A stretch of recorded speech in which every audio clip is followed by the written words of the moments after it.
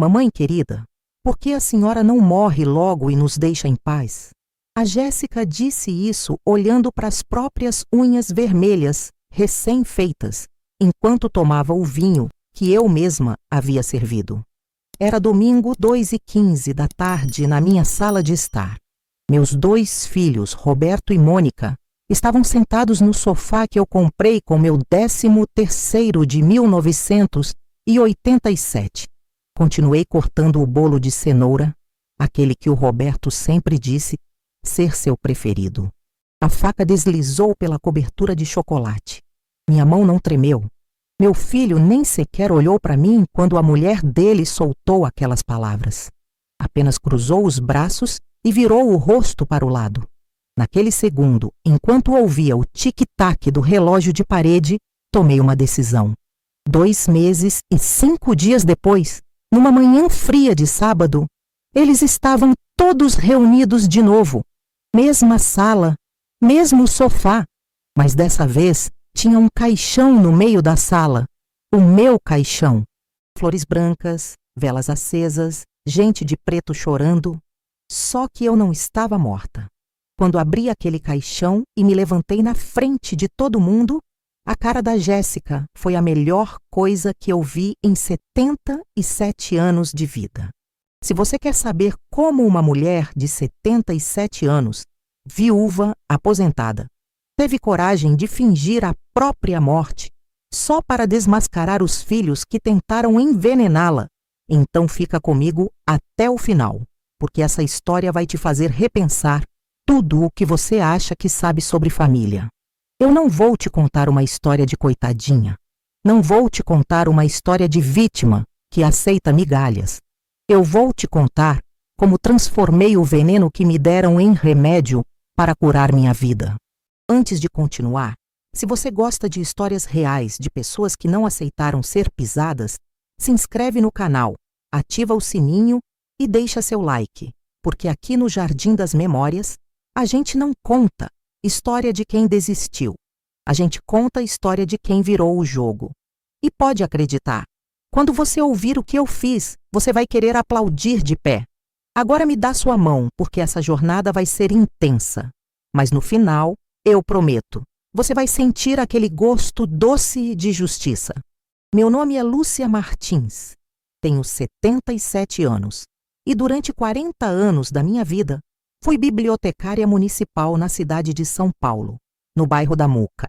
Passava meus dias entre estantes de carvalho que rangiam quando você puxava os livros, aquele cheiro de papel envelhecido misturado com cera de limpeza e o silêncio que só uma biblioteca tem, sabe?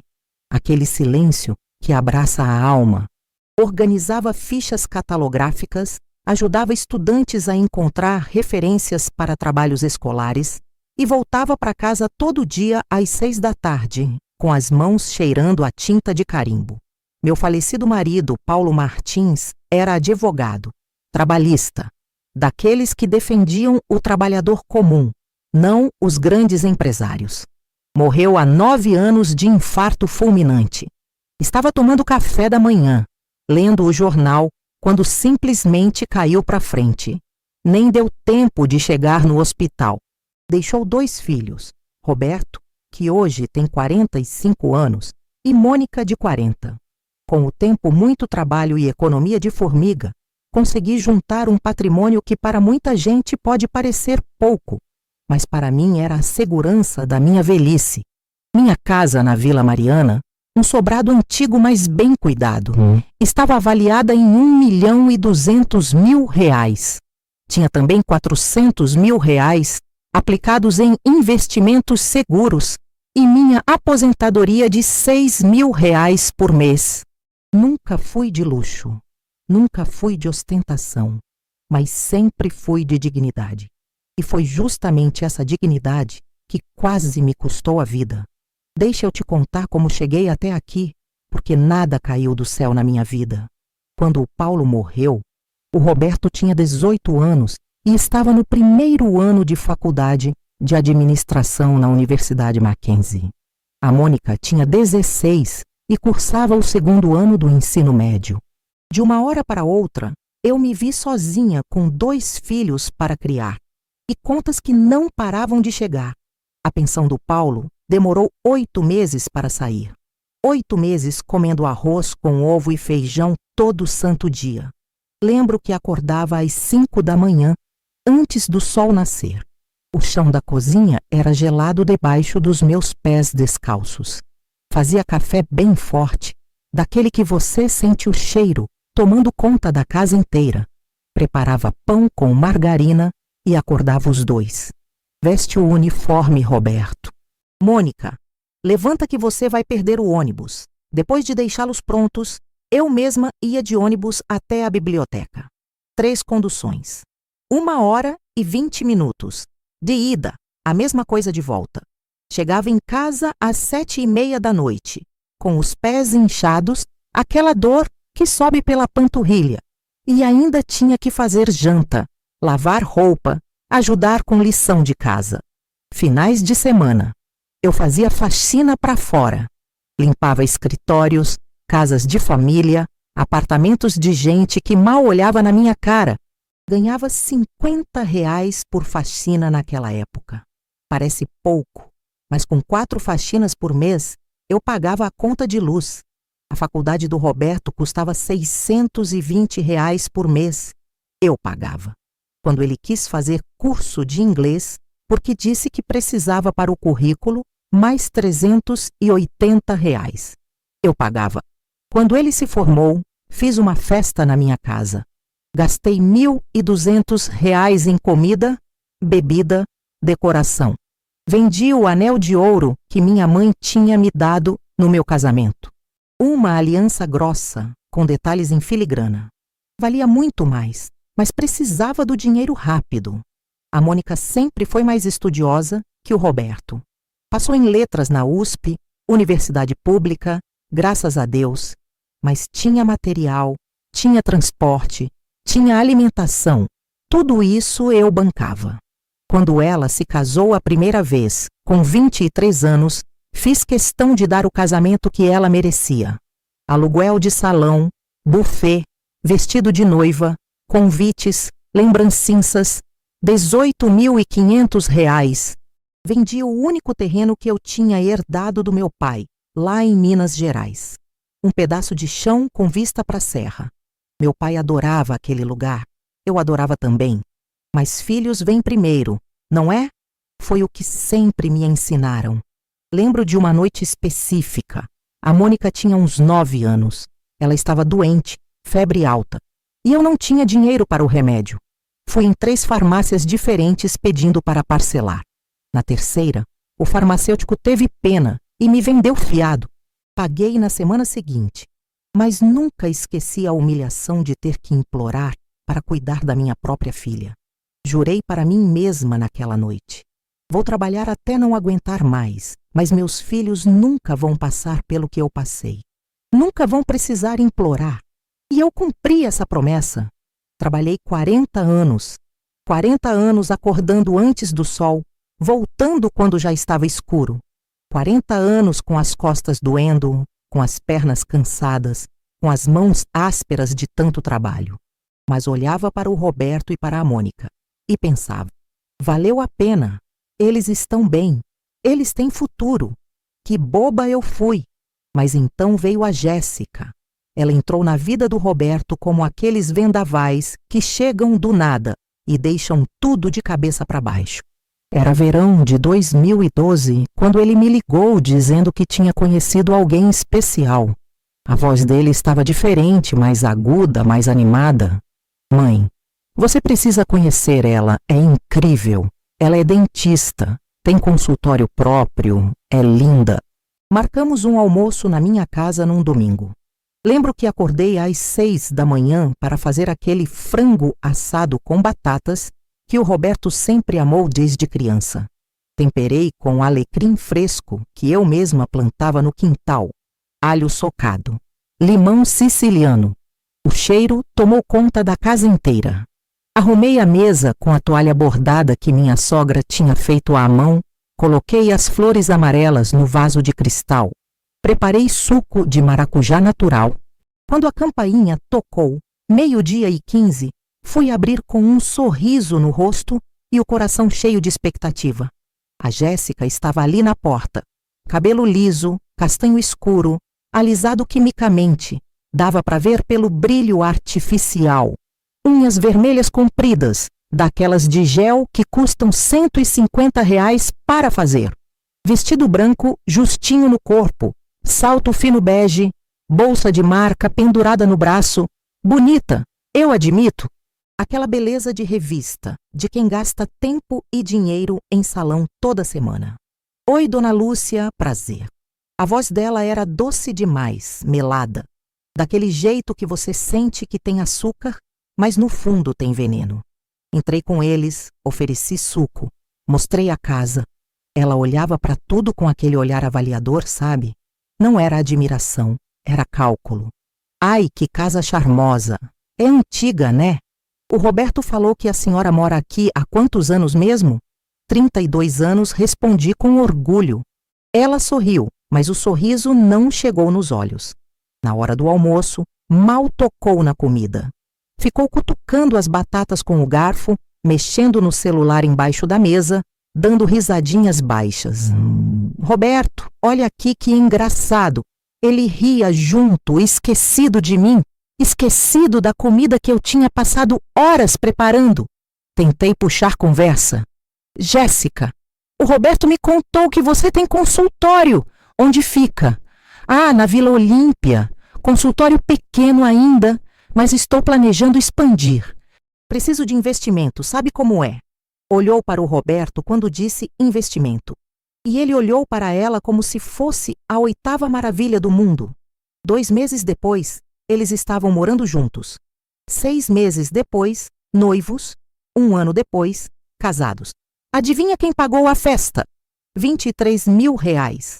Buffet, decoração, vestido de noiva importado que custou 8.000 sozinho, lua de mel em Cancún. Eu paguei tudo porque o Roberto me implorou. Mãe, é o casamento da minha vida! A Jéssica sonha com isso desde pequena. A senhora não quer ver seu filho feliz? E depois do casamento, tudo mudou. O Roberto, que me ligava todo dia, passou a ligar 1 vez por semana. O Roberto, que vinha almoçar todo domingo, começou a inventar desculpas. Mãe, não vai dar hoje. A Jéssica marcou um compromisso. Mãe, a gente vai viajar esse final de semana. Mãe, estamos cansados. As visitas dele vinham sempre acompanhadas de pedidos. Mãe, a gente está precisando de uma grana emprestada. Mãe, dá para ajudar com o aluguel? Esse mês, mãe, o carro quebrou. E eu ajudava. Porque era meu filho. Porque eu achava que família era para isso. Mas a Jéssica olhava para mim toda vez com aquele sorriso de canto de boca. Obrigada, mamãe querida. A senhora é um amor. Primeiro foram as visitas. Ou melhor, a falta delas. Passou 1 mês sem o Roberto aparecer. Liguei 3 vezes. Na terceira, ele atendeu com aquela voz de quem está com pressa. Oi, mãe. Tô no meio de uma coisa aqui. Liga depois? Liguei depois. Caiu na caixa postal. Mandei mensagem. Visualizou e não respondeu. Aquilo ali, aquele tique azul no WhatsApp sem resposta, doeu mais do que eu queria admitir. A Mônica também começou a ficar distante. Ela tinha se divorciado do primeiro marido e estava criando 2 filhos sozinha. Menino de 8, menina de 5. Eu ajudava como podia. Mandava dinheiro todo mês. R$ 500 para ajudar com a feira, com o material escolar. Mas quando eu ligava para saber dos netos, para marcar de vê-los, sempre tinha desculpa. Mãe, as crianças estão gripadas. Mãe, tem muito dever de casa. Mãe, hoje não dá. Então veio o aniversário do Roberto. 43 anos. Esperei convite, nada. No dia seguinte, abri o Instagram e vi. Festa em restaurante chique. Mesa cheia de gente. Jéssica de vestido vermelho. Roberto de camisa social. Balses dourados. Bolo de 3 andares. Minha comadre Vilma, que ainda tinha a Jéssica adicionada nas redes sociais, me mandou print. Olha isso, Lúcia. Que absurdo. Olhei a foto. Contei 22 pessoas. Amigos, parentes distantes, até a madrinha de casamento deles, que mal conhecia o Roberto. Mas a mãe, que deu à luz, que criou, que pagou a faculdade, essa não foi convidada. Liguei no dia seguinte. Tentei manter a voz firme. Roberto, vi que teve festa ontem. Silêncio do outro lado. Depois. Mãe, foi de última hora. Coisa pequena. Coisa pequena com 22 pessoas e bolo de 3 andares, pensei. Mas não falei nada. Apenas engoli o nó na garganta e desliguei. 15 dias depois, era quinta-feira. Eu tinha feito bacalhau com batatas, aquele que dá trabalho de dessalgar, de preparar com calma. O Roberto sempre dizia que era o prato preferido dele. Liguei avisando. Fiz aquele bacalhau que você adora. Vem jantar? Ele disse que sim, que viria às 7 da noite. Coloquei a mesa bonita, guardanapos de tecido, vinho branco na geladeira. Acendi até vela, porque queria que fosse especial. 7 horas, nada. 7h30, nada. 8, nada. 8h45, mensagem. Mãe, desculpa, não vai dar. A Jéssica não está se sentindo bem. No dia seguinte, abri o Instagram dele. Foto no Stories. Jéssica e Roberto em restaurante japonês. Ela de vestido decotado rosa, sorrindo, ele com o braço em volta dela. Legenda. Melhor quinta-feira com meu amor. Aquele bacalhau ficou 3 dias na geladeira até eu jogar fora. Não consegui comer sozinha. Tinha gosto de humilhação. Mas o pior ainda não tinha chegado.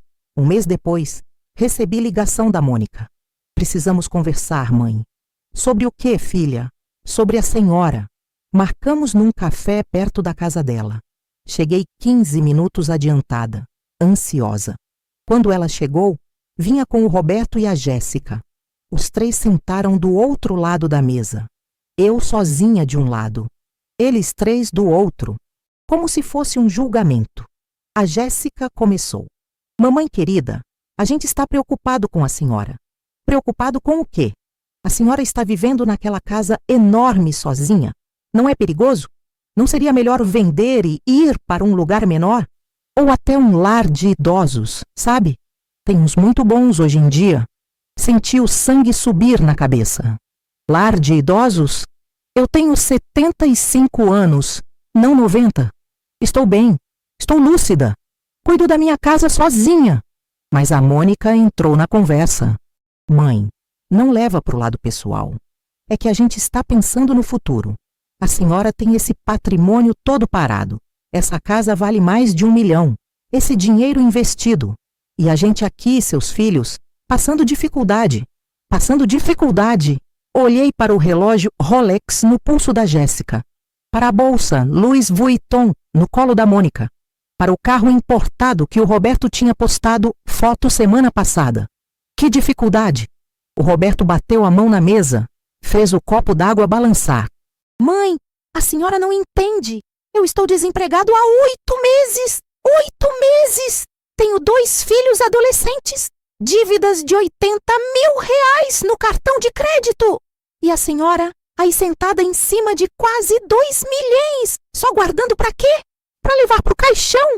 A Jéssica colocou a mão no braço dele, fingindo acalmá-lo. Mas vi o brilho nos olhos dela. Era satisfação. Mamãe, o que o Roberto quer dizer é que seria justo a senhora dividir um pouco agora, enquanto a senhora ainda está viva. Enquanto a gente precisa. Por que esperar a senhora morrer para ter a herança? A Mônica limpou lágrimas falsas. Meus filhos passam necessidade, mãe. A senhora sabia que o Gabriel não tem tênis novo há 6 meses? Que a Laura usa o material escolar do ano passado. Enquanto isso, a senhora tem dinheiro sobrando. Fiquei calada. Só olhava para aqueles 3 rostos. Os filhos que eu criei. Os filhos pelos quais vendi. Anel, vendi terreno. Trabalhei até as mãos sangrarem. Me olhando como se eu fosse a vilã da história. Me levantei devagar. Peguei minha bolsa. Olhei para cada um. Eu não vou dividir nada agora. Esse patrimônio é meu. Eu conquistei. E vocês vão receber quando eu morrer, se eu quiser deixar. Não um dia antes. A Jéssica riu. Aquela risada de escárnio. Quando a senhora morrer? A senhora já tem 75 anos, mamãe querida. Quanto tempo mais a senhora acha que tem? O Roberto não defendeu. A Mônica não falou nada. Apenas me olharam enquanto eu saía daquele café. Nos meses seguintes, as coisas pioraram. Natal chegou.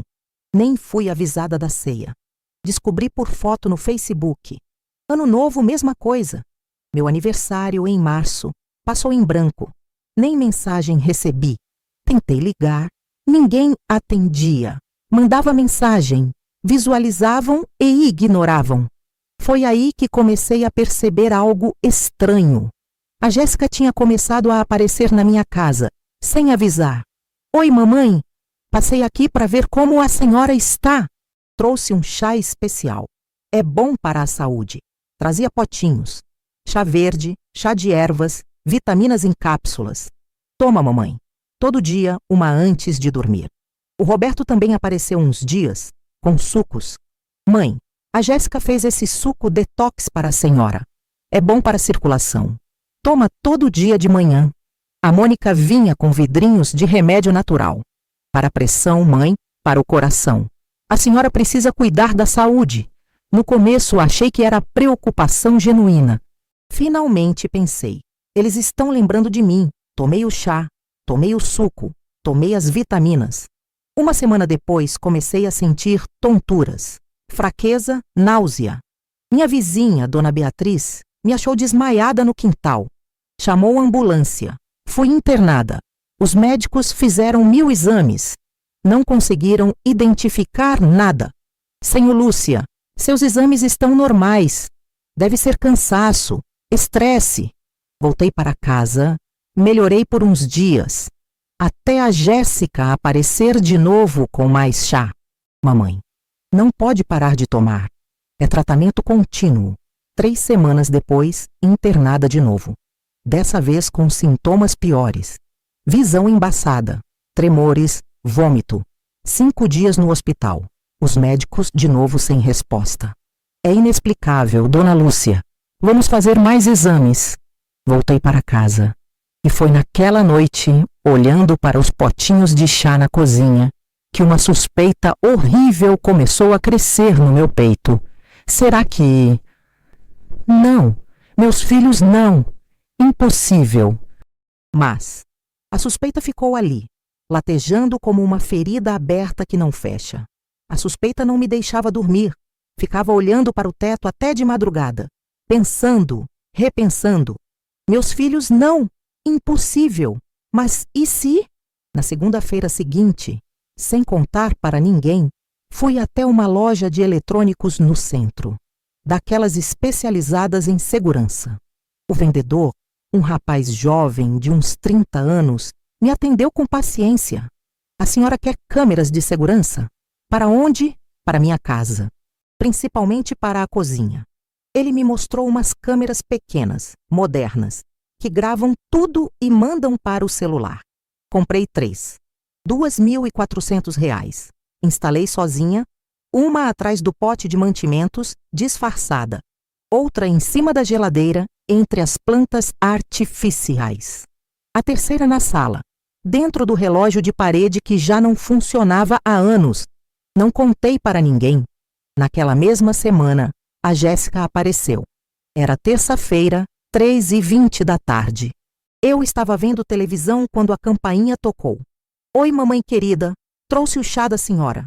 Estava preocupada porque a senhora não tomou ontem. Ela entrou. Foi direto para a berecozinha. Eu fiquei na sala, mas deixei meu celular gravando. Ela nem desconfiou. Ferveu a água, pegou a xícara, preparou o chá. E então, quando achou que eu não estava olhando, abriu a bolsa. Tirou um vidrinho pequeno. Vi pelo reflexo da janela. Despejou umas gotas no chá. 6 gotas. Contei. Mexeu com a colherzinha. Jogou o vidrinho de volta na bolsa.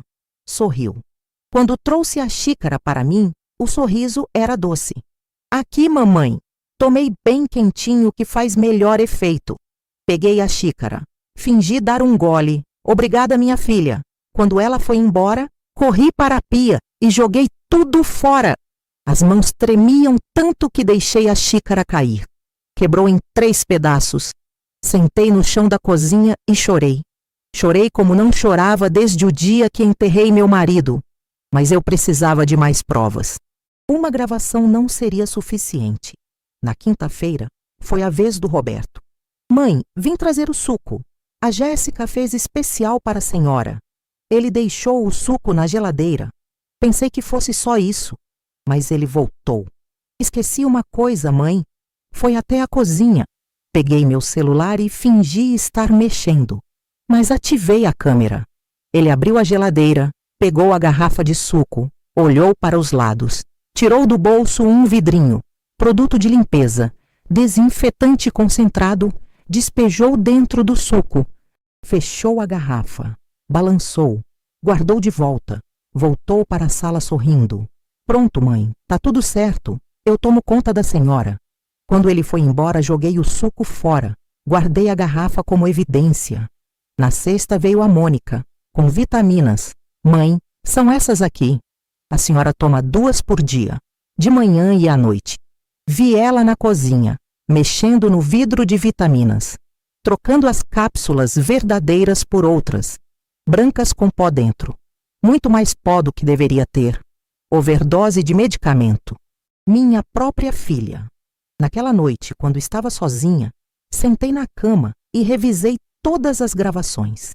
Tinha tudo. Vídeo, áudio, imagem clara. Mas tinha mais. As câmeras tinham microfone e tinham gravado uma conversa que aconteceu quando acharam que eu estava dormindo. Foi na quarta-feira. Eles 3 vieram juntos. Eu estava no quarto, de fato cochilando. Ficaram na sala conversando. A câmera gravou tudo. Quanto tempo mais, Jéssica? A voz do Roberto, impaciente. Mais uns 2 meses no máximo. Com a dose que estamos dando, o corpo dela não aguenta. A Jéssica, fria, calculista. E a gente já decidiu o velório? A Mônica, caixão fechado. Vamos dizer que ela estava desfigurada pela queda. Queda? Que queda? Vou empurrar ela da escada antes. Aí fica mais crível. A Jéssica de novo, planejando minha morte como se fosse uma lista de compras. E a herança? Como fica a divisão? A casa eu quero. Você fica com os investimentos. Mônica pega a aposentadoria acumulada. Ninguém vai desconfiar se a gente fingir tristeza. Chora bastante no velório, Roberto. Faz aquela cara de filho amoroso. Eles riram. Os 3 riram juntos. Desliguei a gravação. Fiquei sentada na escuridão do meu quarto, ouvindo apenas minha própria respiração. Inspirar, expirar, inspirar, expirar. Quantas vezes uma pessoa pode sentir o coração partir antes dele parar de bater de verdade? Naquela noite, tomei uma decisão. Se eles queriam me ver morta, iam ver, mas do jeito que eu escolhesse. Naquela noite não dormi, nem 1 minuto. Fiquei sentada na poltrona da sala, olhando para o relógio de parede. Tic-tac, tic-tac. Às 4h37 da madrugada, quando o céu começou a clarear, peguei meu celular e liguei para o Dr. Henrique Campos. Ele era advogado, amigo do meu falecido marido. Conhecia minha família havia mais de 20 anos. Atendeu com voz rouca de sono. Alô? Lúcia? Tudo bem? Henrique, preciso te ver. Hoje é urgente. Ele deve ter sentido algo na minha voz, porque não fez perguntas. 9 horas no meu escritório. Às 9h05 eu estava sentada na frente dele. Contei tudo. Mostrei as gravações, os vídeos, as evidências. Ele assistiu em silêncio, o rosto ficando cada vez mais sério. Quando terminei, ele tirou os óculos e esfregou os olhos. Lúcia, isso é tentativa de homicídio. Você precisa ir na polícia. Agora! Balancei a cabeça. Não! Não quero só denunciar. Quero justiça de verdade. Quero que eles sintam. Quero que eles vejam. Ele me olhou por um longo momento. Então se inclinou para frente. O que você tem em mente? Passei os próximos 40 minutos explicando o meu plano. No começo ele achou absurdo, impossível. Depois, conforme fui detalhando, ele começou a sorrir. Aquele sorriso de quem reconhece um plano brilhante. Você vai precisar de um médico legista de confiança. Tenho. A doutora Marta Oliveira. Era amiga da família, médica legista aposentada, mas ainda tinha contatos no IML. Liguei para ela na mesma hora. Marta, preciso de um favor grande, estranho, possivelmente ilegal. Ela ouviu minha história. Ficou em silêncio por uns segundos. Depois, quando começamos? Nos dias seguintes, planejei cada detalhe. Fui ao cartório e mudei meu testamento. Deixei tudo, absolutamente tudo, para instituições de caridade, abrigos de idosos, casas de apoio para vítimas de violência familiar, hospitais públicos. Meus filhos, 0, nem 1 centavo. O tabelião me olhou surpreso. Tem certeza, dona Lúcia? Absoluta.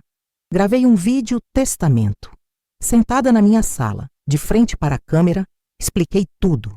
Quem eu era, o que meus filhos fizeram, as tentativas de me envenenar, as gravações que tinha, por que estava fazendo o que ia fazer. Salvei 3 cópias. Uma com o Henrique, uma com a Marta, uma em pendrive, escondido dentro da Bíblia da minha mãe. Fui ao banco e transferi R$400 mil dos investimentos para uma conta nova que abri em outro banco. Conta que ninguém sabia que existia. Segurança. Contratei uma empresa funerária. Expliquei que queria um caixão especial, com abertura interna. O dono da funerária me olhou confuso. É para um teatro mentir? Uma peça sobre ressurreição. Ele aceitou. R$5 mil. Liguei para o delegado Carvalho, que tinha trabalhado com meu marido em alguns casos. Expliquei a situação. No começo, ele não acreditou. Lúcia, isso é muito grave. Tem certeza? Mostrei as evidências. Ele chamou 2 oficiais. Viram os vídeos.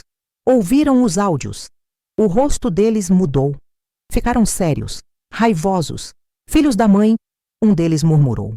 Combinamos tudo. Data, hora, quem estaria presente. Como seria feita a prisão.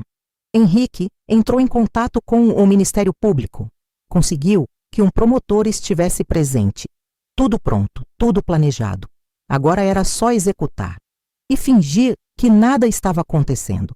Nas 2 semanas seguintes, agiei normalmente. Recebia a Jéssica, o Roberto, a Mônica. Aceitava os chás, os sucos, as vitaminas, mas jogava tudo fora quando eles iam embora. Fingia tomar, fingia engolir, fingia que estava ficando mais fraca, tossia mais, tremia, reclamava de dor. Perfeito, eu via nos olhos deles, está funcionando. Até que chegou a quinta-feira, 23 de agosto, dia escolhido. A Jéssica veio com o chá das 7 da noite. Preparou. Trouxe para mim. Tomei um gole de verdade dessa vez. Só um, o suficiente para sentir o gosto amargo. Esperei meia hora. E então comecei a gritar. Socorro! Alguém me ajuda! Gritei alto, bem alto. A vizinha Dona Beatriz ouviu e veio correndo. Bateu na porta. Lúcia, Lúcia, você está bem? Abri a porta cambaleando.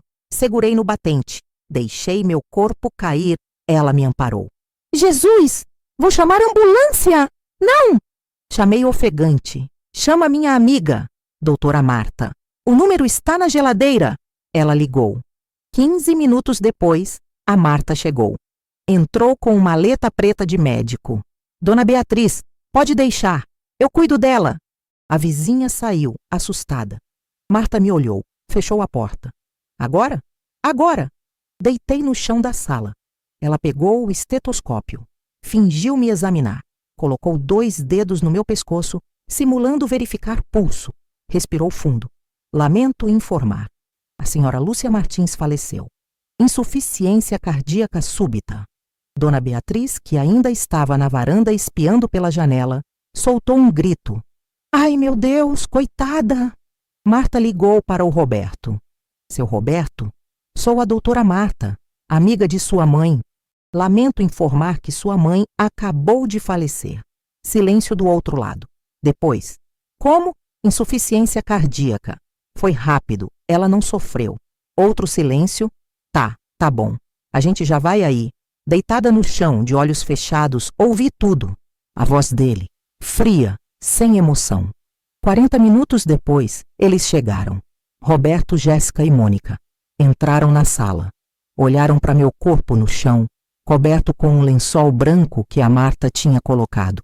Ai, mãe, a Mônica fingindo chorar. Voz trêmula, mas sem lágrimas. Coitada.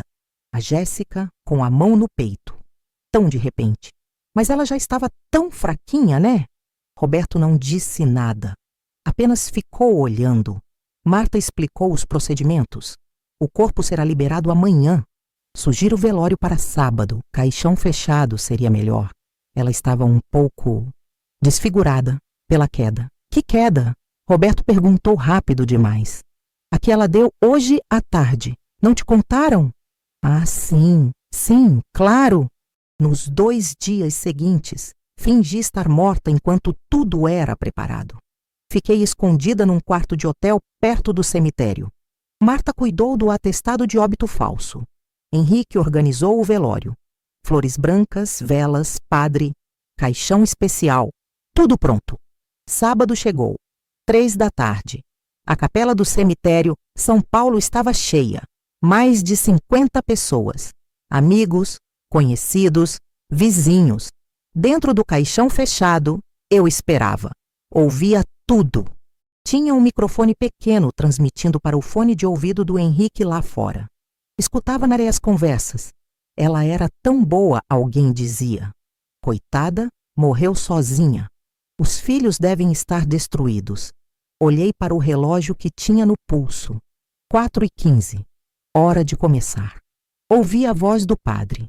Estamos aqui reunidos para nos despedir de nossa querida Lúcia Martins, que partiu de forma tão repentina.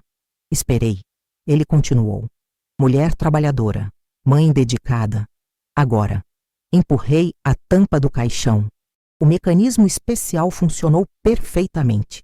A tampa se abriu devagar, rangendo. O barulho fez todo mundo parar, olhar.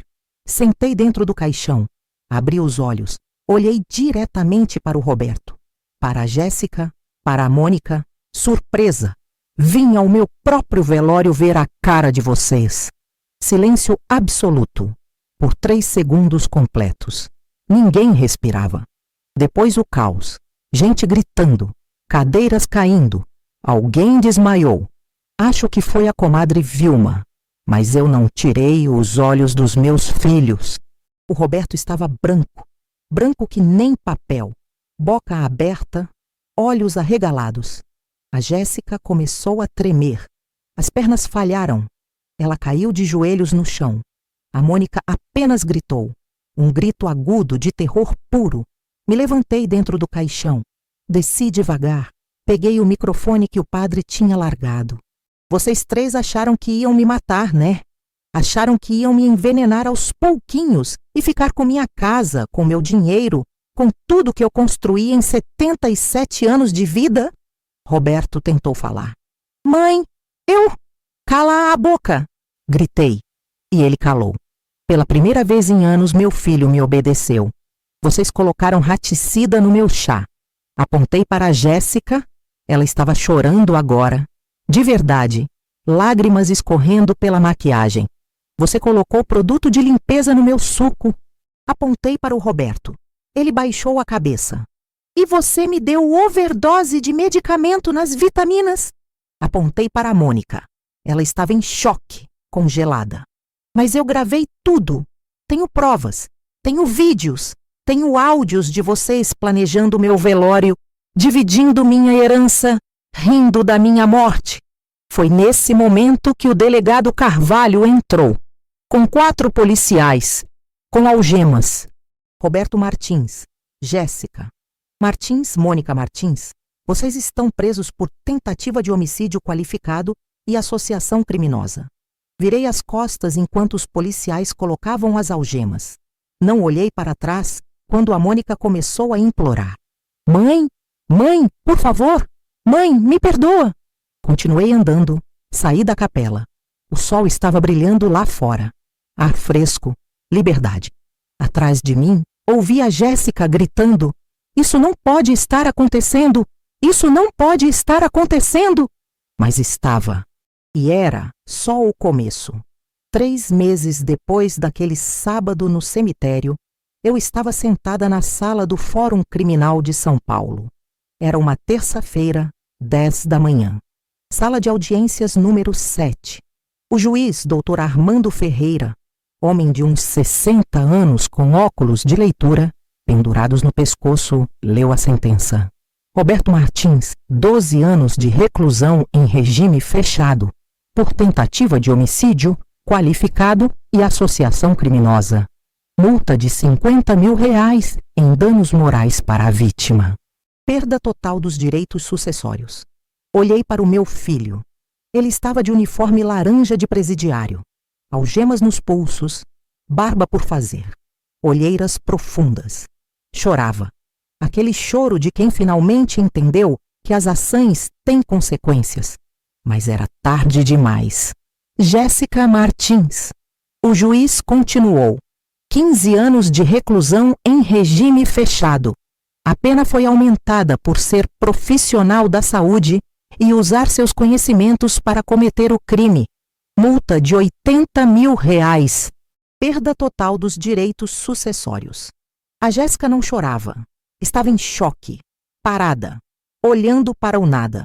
O cabelo que antes era sempre impecável estava preso num rabo de cavalo desleixado, sem maquiagem, sem aquela pose de superioridade. Só uma mulher de 42 anos que tinha jogado tudo fora por ganância. Mônica Martins. 10 anos de reclusão em regime fechado. Multa de R$40 mil. Perda total dos direitos sucessórios. Minha filha soluçava alto. Mãe, mãe, por favor! Os guardas a seguraram.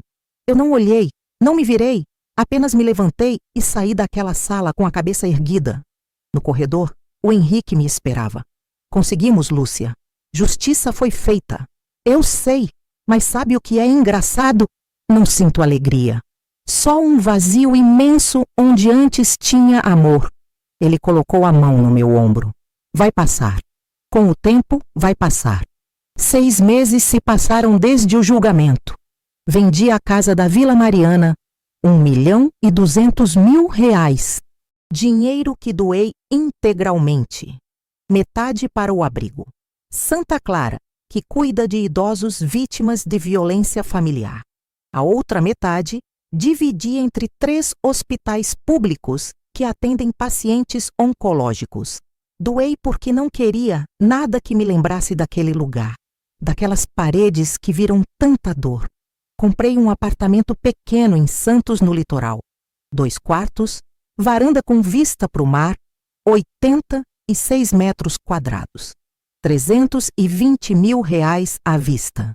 Sobrou dinheiro dos 400 mil que tinha guardado. Investi de novo.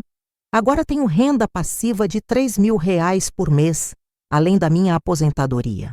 Vivo bem, vivo tranquila. Acordo todos os dias às 7 da manhã com o barulho das ondas. Tomo café na varanda, pão francês quentinho, manteiga, café coado. Olho para o horizonte e respiro fundo. Ar salgado enchendo os pulmões. Depois caminho na praia. 1 hora, todo dia. Pés descalços na areia. Já conheço os outros idosos que caminham no mesmo horário. Seu Osvaldo, que foi bancário. Dona Regina, professora aposentada. A gente conversa, ri, toma água de coco no quiosque do Toninho. Comecei a fazer aquarela. Nunca tinha pintado na vida, mas me inscrevi num curso aqui perto. Terças e quintas, das 2 às 4 da tarde.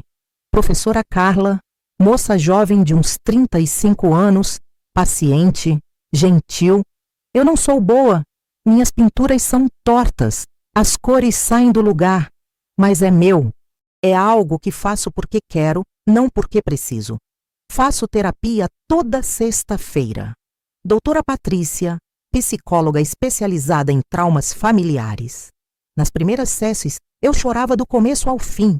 Ela me deixava, apenas estendia a caixa de lenços e esperava. Com o tempo, as lágrimas foram secando. A dor continua. Acho que sempre vai continuar. Mas agora é uma dor que eu sei carregar. Fui convidada para palestrar. Primeiro foi na Delegacia da Mulher aqui de Santos. Depois no Ministério Público. Depois em abrigos, em grupos de apoio, em associações de idosos. Conto minha história. Mostro que violência contra idosos existe, que acontece dentro de casa, que é silenciosa, que mata aos poucos e que a gente pode sim se defender. Já palestrei 17 vezes. E quanto aos meus filhos? Roberto está no presídio de Tremembé. Regime fechado. Trabalha na marcenaria de lá. Ganha um salário mínimo e meio por mês. Metade vai para pagar a multa que me deve. Ele me escreve cartas, uma por semana. Chegam no meu endereço antigo. O Henrique recebe e me repassa. Eu leio todas. Todas as 78 cartas que ele já mandou. Mãe, me perdoa. Eu estava desesperado, não estava pensando direito. A Jéssica me influenciou. Eu sei que não é desculpa. Eu sei que errei. Mas eu te amo. Sempre te amei. Por favor, me visita. Por favor. Eu nunca respondi. Nem vou. A Jéssica está no presídio feminino de Santana. Perdeu tudo. O consultório foi fechado. Perdeu o registro no Conselho de Odontologia. O marido dela, meu filho, está preso também. Ela está sozinha. Minha comadre Vilma, que tem uma amiga que trabalha lá, me contou. A Jéssica chora todo dia. Não come direito. Está magra, abatida, irreconhecível. Parte de mim sente pena. Uma parte muito pequena. A maior parte lembra das 6 gotas de veneno que ela despejou no meu chá. A Mônica está no presídio de Butantã. Os filhos dela, meus netos, Gabriel e Laura, foram morar com o pai. O ex-marido dela entrou com processo e ganhou a guarda total. Ela me escreve também, menos que o Roberto, uma carta por mês. Mãe, meus filhos estão crescendo sem mim. O Gabriel fez 9 anos e eu não pude abraçar ele. A Laura perdeu o primeiro dente e eu não estava lá. Eu destruí minha vida. Destruí a vida dos meus filhos. Me perdoa, me perdoa, me perdoa. Essas cartas eu nem leio até o fim. Jogo no lixo. 1 ano e meio depois do julgamento, numa quinta-feira, recebi uma ligação. Número desconhecido. Atendi. Vó? Meu coração parou. Aquela voz. Vó Lúcia. Sou eu. Gabriel. Meu neto. Meu netinho que eu não via desde antes de tudo acontecer. Gabriel, como você? Pai me deu seu número. Ele disse que eu podia ligar se quisesse. Fiquei em silêncio. Lágrimas descendo. Vó, eu sei o que minha mãe fez. Eu sei que foi muito ruim. O pai explicou tudo. Mas eu queria falar com a senhora. Eu sinto sua falta. Por quê? Perguntei. Por que você quer falar comigo? A voz dele ficou embargada. Porque você sempre foi legal comigo. Lembra quando a senhora me levou no parque e comprou aquele sorvete grande e me deixou brincar até tarde? Eu lembro de tudo. E eu sei que a minha mãe errou, mas a senhora é minha avó. Chorei muito. Gabriel, meu amor, não foi sua culpa. Nada foi sua culpa. Eu sei, vó. Eu só queria que a senhora soubesse que eu te amo. E a Laura também. Encontramos no mês seguinte, numa sorveteria em Santos. O pai deles, Márcio, trouxe as crianças. Ficou de longe, respeitoso. Gabriel tinha crescido, estava mais alto. A Laura tinha perdido 3 dentes. Sorriso banguela. Eles me abraçaram. Ficaram ali grudados em mim por 1 minuto inteiro. Desde aquele dia, nos vemos uma vez por mês. Não falo sobre a mãe deles. Não pergunto, não comento. Foco no presente, no agora, no sorvete, nos jogos, nas risadas. É o que posso fazer. É o que escolho fazer. E hoje, 2 anos depois daquela quinta-feira maldita em que minha nora sugeriu que eu morresse logo, estou viva. Viva de verdade, não só respirando, acordo, caminho, pinto, converso, rio, às vezes choro. Mas no fim do dia, quando deito na cama e fecho os olhos, durmo em paz. Porque sei quem eu sou, sei o que valho, e sei que dignidade não é algo que alguém pode tirar de você. É algo que você decide manter. E eu mantive a minha. Hoje, aos 77 anos, eu acordo cedo não porque preciso, mas porque quero. Tomo café com calma olhando o mar pela janela. Vou na feira às quartas e compro verduras frescas. Converso com a dona Carmen, que vende pães caseiros. Passo a tarde pintando coisas tortas que me deixam feliz. E sabe o que eu aprendi com tudo isso?